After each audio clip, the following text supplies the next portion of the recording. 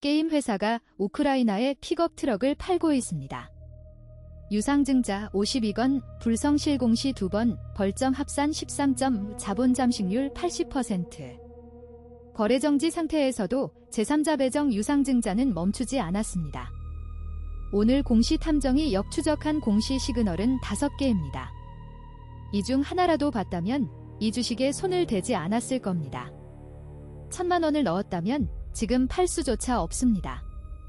거래가 정지되어 있으니까요. 오늘 공시 탐정이 추적하는 기업 아이톡시입니다. 아이톡시 종목 코드 052770 코스닥 상장사입니다. 원래 이름은 YD온라인 모바일 게임 퍼블리싱이 주력이었습니다. 그런데 2024년부터 갑자기 우크라이나 재건 사업에 뛰어듭니다. KG 모빌리티의 무소브랜드 픽업 트럭을 현지 합작법인을 통해 수출하는 구조로요.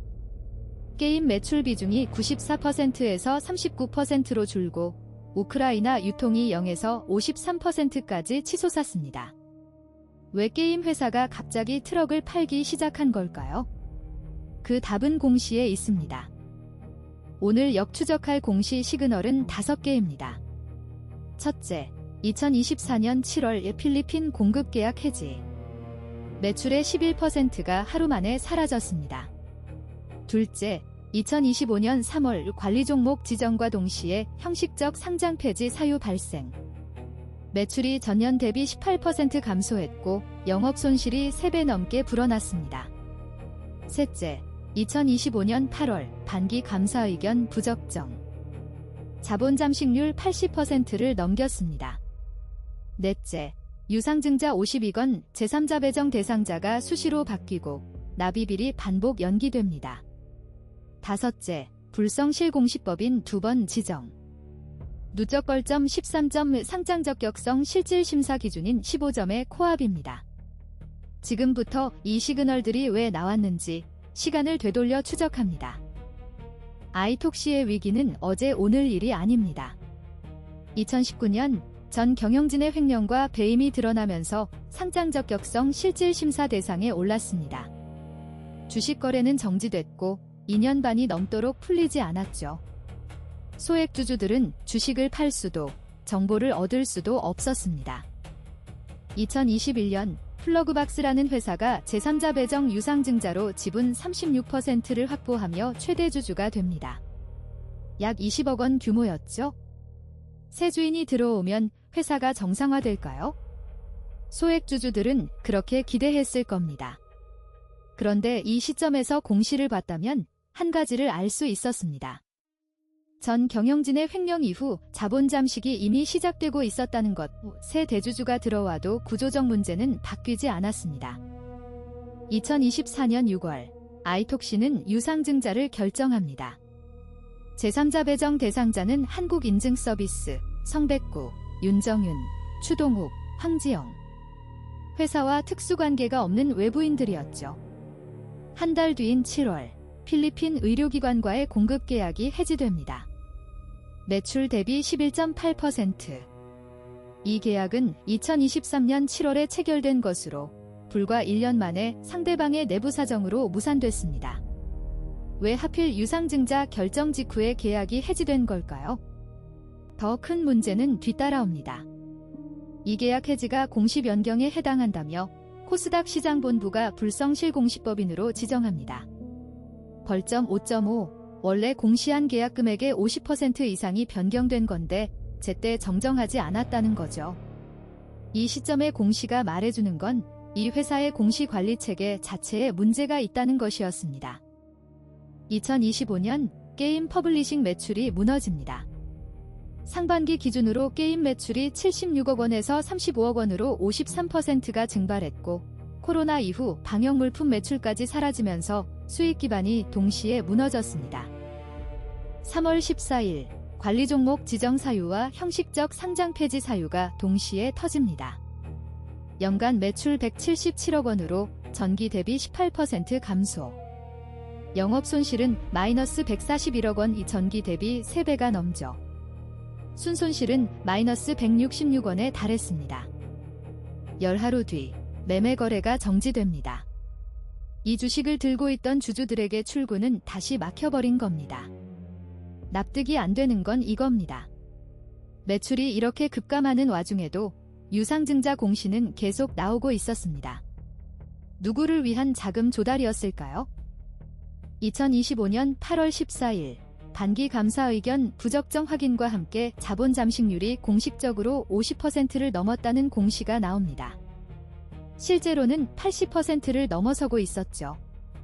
반기 매출 90억 원, 영업손실 마이너스 44억 원, 순손실 마이너스 60억 원 후 반기만으로 60억 원이 날아간 겁니다. 9월 회사는 감자를 결정합니다. 보통주 사주를 1주로 병합하는 무상감자. 발행 주식수가 5,796만 주에서 1,449만 주로 75% 줄어듭니다. 자본금 289억 원이 72억 원으로 쪼그라들죠. 여러분이 이 주식 사주를 들고 있었다면 하룻밤 사이에 1주로 줄어드는 겁니다. 주가가 4배로 뛰지 않는 한 자산 가치는 그대로 녹아내립니다. 이 감자와 동시에 100억 원 규모의 제3자 배정 유상증자가 설계됩니다.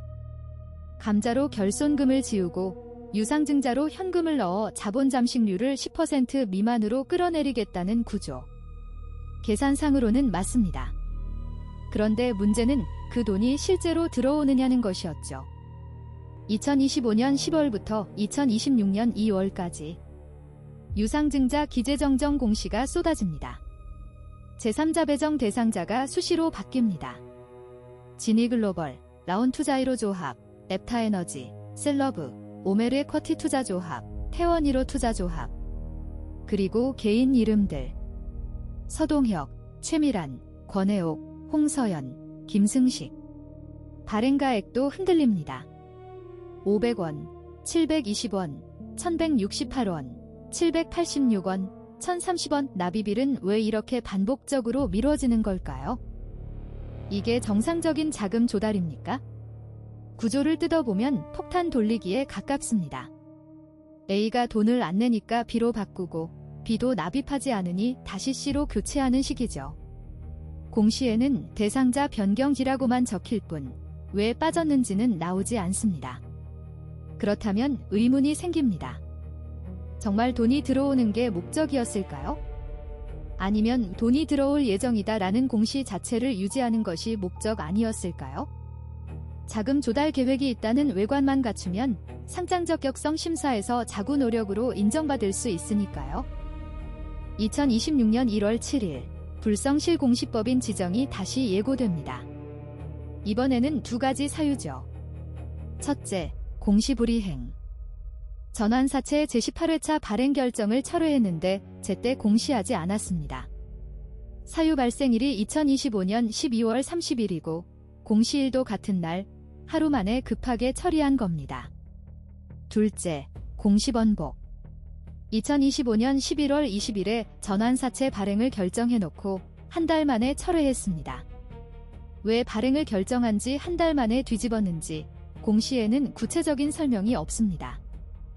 1월 19일 불성실 공시법인으로 최종 지정됩니다. 벌점 7.5, 2024년에 벌점 5.5와 합치면 누적 13점, 상장 적격성 실질 심사 기준인 15점까지 2점밖에 남지 않았습니다. 그런데 진짜 문제는 여기서부터입니다. 불성실 공시법인으로 두 번이나 지정된 회사가 같은 시기에 유상증자 정정 공시를 수십 건씩 쏟아내고 있었다는 겁니다. 정리하겠습니다. 아이톡시에서 반복되는 패턴이 보입니다. 유상증자를 결정하고 제3자 배정 대상자를 지정합니다. 그런데 납입일이 다가오면 대상자가 바뀌어요. 새로운 이름이 들어오고 이전 이름은 사라지죠. 발행가액도 정정되고 이 과정이 한 건이 유상증자에서 10번 넘게 반복됩니다. 의문은 세 가지입니다. 첫째, 이 유상증자로 조달된 자금이 실제로 회사 운영에 사용되고 있는지. 공시상 자금 용도는 신규 사업 운영비와 사업 운영비로만 기재되어 있을 뿐 구체적 내역은 확인하기 어렵습니다. 둘째, 제3자 배정 대상자들이 어떤 관계로 연결되어 있는지. 오메르에쿼티 투자조합, 라온투자이로 조합, 태원이로 투자조합. 소규모 투자 조합들이 반복 등장하는데 이 조합들의 출자자 구성과 자금 출처가 투명한지 의문입니다. 셋째, 게임에서 우크라이나 픽업 트럭으로의 사업 전환이 실질적인 수익 구조를 만들 수 있는지, 아니면 상장 유지를 위한 매출 만들기에 불과한 것인지. 아이톡시가 우크라이나 재건 사업에 뛰어든 건 강화되는 상장 폐지 요건을 충족하기 위해서라는 분석이 지배적입니다. 게임 퍼블리싱만으로는 상장을 유지할 수 없으니 매출을 만들 수 있는 사업을 급히 찾은 것 아니냐는 거죠. 실제로 상반기 우크라이나 유통 매출 48억 원은 대부분 픽업 트럭 수출이었습니다. KG 모빌리티에서 차량을 사서 현지 합작법인을 통해 넘기는 구조. 왜 하필 트럭이냐고요? 차를 사서 그대로 넘기기만 하면 매출액은 잡히기 때문입니다. 전형적인 통행세 구조죠. 매출 외형은 커지지만 영업이익률은 극히 낮을 수밖에 없습니다. 상반기 연결 기준 영업 손실이 마이너스 44억 원이었다는 걸 떠올려 보세요. 매출 90억 원 중 절반 가까이가 트럭 유통인데 적자는 오히려 더 깊어졌습니다. 소액주주의 이익보다 상장 유지에 초점이 맞춰져 있다는 점만큼은 분명해 보입니다. 5개의 공시 시그널을 다시 봅니다. 첫째, 필리핀 계약 해지. 1년 만에 무산된 공급 계약은 이 회사의 해외 사업 실행력에 의문을 던졌습니다. 그리고 지금 우크라이나 사업도 같은 구조입니다. 둘째, 관리 종목 지정과 상장 폐지 사유 발생. 매출 급감과 적자 폭증은 게임 사업이 사실상 끝났다는 신호였습니다. 셋째, 감사 의견 부적정과 자본 잠식 80%. 회사의 재무 건전성이 회복 불가능한 수준까지 악화된 것을 보여줍니다. 넷째, 유상증자 52건 대상자와 발행가액이 수시로 바뀌는 유상증자는 자금 조달 자체가 불안정하다는 증거입니다. 다섯째, 불성실 공시 2번 지정. 공시를 제때 하지 않고 결정을 번복하는 회사에 투자자가 신뢰를 줄 수 있을까요? 시그널 하나하나가 어떤 의미였는지 이제 보이실 겁니다. 오늘 추적한 아이톡시. 가장 답답한 장면은 어디였습니까? 전 경영진 횡령 이후 2년 반 거래 정지. 새 주인이 와도 달라지지 않는 구조. 유상증자 대상자가 수시로 바뀌는데 아무도 설명하지 않는 상황. 게임 회사가 갑자기 트럭을 파는 현실. 여러분이 이 주식을 들고 있었다면 어떤 순간에 손절을 결심했을까요? 댓글로 공유해주세요. 다음번에는 사후 복귀가 아니라 사전 회피가 될 수 있도록 공시 탐정이 리스크 신호를 추적합니다. 구독과 좋아요 부탁드립니다. 본 영상의 공시 데이터는 프로그래밍을 이용하여 다트 API 상세 수집, AI 할루시네이션 검증을 거쳐 사실 부합 확인, 뉴스 스크랩 참고, 제작자 주관 포함. 영상에 포함된 분석 내용은 주관적인 견해이며 실제 시장 상황과 다를 수 있습니다.